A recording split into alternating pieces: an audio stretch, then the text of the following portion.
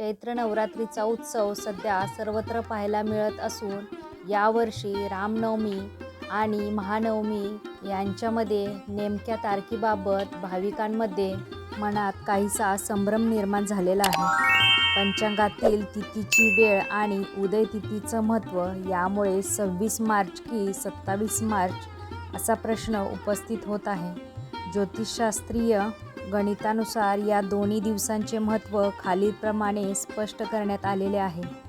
Hello, नमस्कार, श्री स्वामी समर्थ. मी रेश्मा तुम्हा सगळ्यांचं रेश्माच्या दुनियादारीमध्ये पुन्हा एकदा स्वागत करते. रामनवमीची नेमकी तारीख आणि तिथी. हिंदू पंचांगानुसार यावर्षी चैत्र शुद्ध नवमी तिथी 26 मार्च 2026 रोजी सकाळी 11:48 सुरू होत असून ती दुसऱ्या दिवशी 27 मार्च 2026 रोजी सकाळी 10:06 पर्यंत राहणार आहे. यामुळे सामान्य भाविक रामनवमीचा उत्सव 26 मार्च रोजी साजरा करतील. मात्र जे भाविक वैष्णव परंपरेचे पालन करतात ते उदय तिथीच्या नियमानुसार 27 मार्च 2026 रोजी प्रभू श्रीरामांचा जन्मोत्सव साजरा करणार आहेत.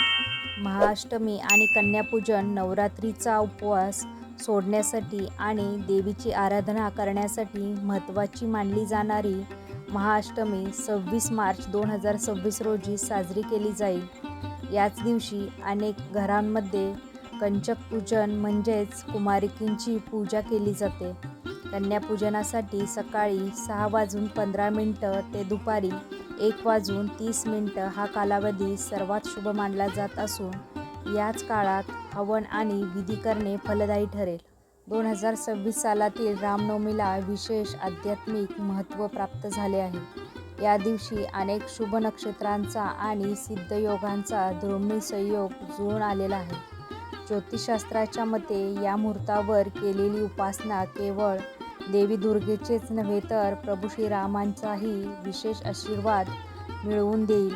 यामुळे भाविकांच्या आयुष्यातील प्रलंबित कामे मार्गी लागतील अशी धार्मिक श्रद्धा आहे. रामनवमी हा हिंदू धर्मातील अत्यंत महत्त्वाचा आणि पवित्र सण आहे, जो भगवान श्रीरामांचा जन्मोत्सव म्हणून साजरा केला जातो. चैत्र महिन्यातील शुक्ल पक्षातील नवमी तिथीला अयोध्येचा राजा दशरथ आणि माता कौसल्या यांच्या पोटी भगवान विष्णूंचे 7वे अवतार श्रीरामांचा जन्म झाला.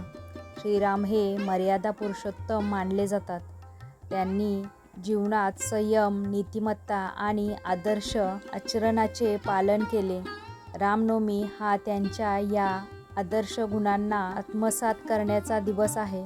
तसेच रामांचा जन्म असत्य आणि अधर्माचा नाश करून धर्म व सत्याची स्थापना करण्यासाठी झाला. हा सण दुष्ट प्रवृत्तीवर चांगल्या प्रवृत्तीचा विजयाचे प्रतीक आहे. धार्मिक मान्यतेनुसार रामनवमीच्या दिवशी जी व्यक्ती मनोभावे पूजा, नामजप आणि सत्कर्म करते त्यांच्या जीवनात सुख, शांती आणि समृद्धी येते. तर मंडळी, तुम्हाला हा आजचा व्हिडिओ कसा वाटला? जर तुम्हाला व्हिडिओ आवडला असेल तर व्हिडिओला जास्तीत जास्त प्रमाणे लाईक, शेअर, सबस्क्राईब करा.